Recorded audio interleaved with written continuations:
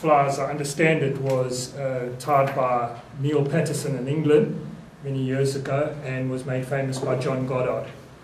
But I fish it quite differently. About 12 years ago, a friend of mine was fishing it at Camberg, and we were all struggling, and I noticed he had one of these things on him. He was stripping it back quite fast, and he was getting fish quite regularly.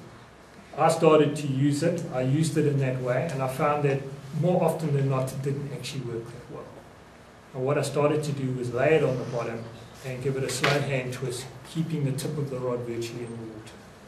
And I started getting fish on a consistent basis. Okay.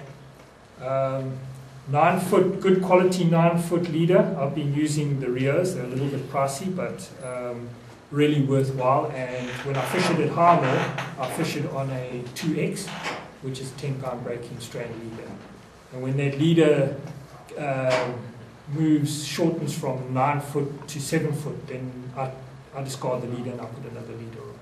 One of the problems you'll find is you've got to check regularly for wind knots because of the ball in it. Especially if you've got a fast action rod, it'll tend to do that little whip, and it's normally about 4 inches from the hook, which is a bit of a thing to manage. But other than that, it works like a charm. Off the tube, I fish it same way, slow hand twist, and I like to have my be finning into the wind to ensure that the tube is very, very slow as I hand twist.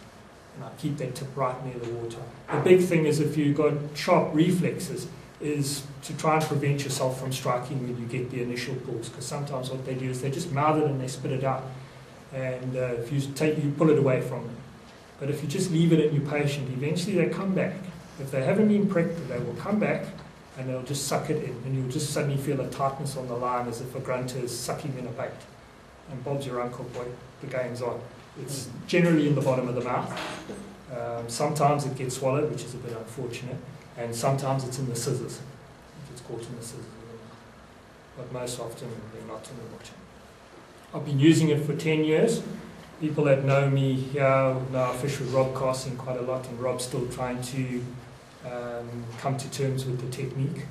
But I'm consistently, now I can say quite assuredly, I'm consistently out fishing him when I fish with this, and fish with this a lot. The sinking line, you said? You're fishing with an intermediate or a sinking line, and you're fishing with a 9 foot tapered leader, not this. Yeah. I tell you what, it works like a charm. When there's days when it's really difficult, I will get the 1 or 2 fish. And the days when it's good, I've taken at Harmore, which is rated as quite a difficult place, I've taken a dozen fish on a good day. You can fish it anchored on a tube, you can fish it moving on a tube, you can fish it from the side. Did you say you just brought it slowly at the bottom? Very slow hand twist. Very slow hand twist. You let it go down, it's a very slow hand twist. Sometimes they'll, when you'll suddenly find, quite often recently, I've found I wanted to pull the fly in because I wasn't happy. I'd taken a fish or two and the ball was a little bit squashed. I thought, change. And I've hand twisted it quite fast and started lifting the rod, and poof, they've taken it. So obviously sometimes they're there and they're watching it, and the moment it lifts off the bottom, that's it, they take it. Is this the one they banned in the UK? Oh, no, this is not a booby. This is the Goddard Midge. The booby's got two starring.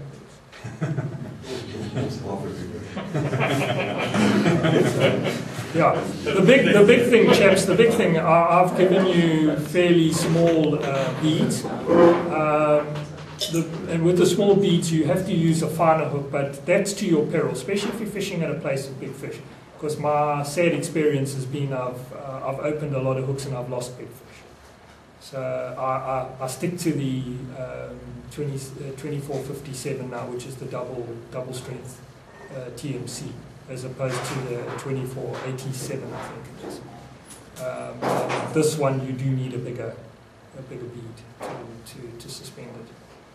And these are ideally. About 4 years ago, a friend and I, we got a big pack, and I sit and I've just rolled them through a 6mm punch hole, and the ones that stand on there, those are the ones I keep. The rest that fall through, I discard. And that's what I've got left, and I've been struggling to get another supply of that size.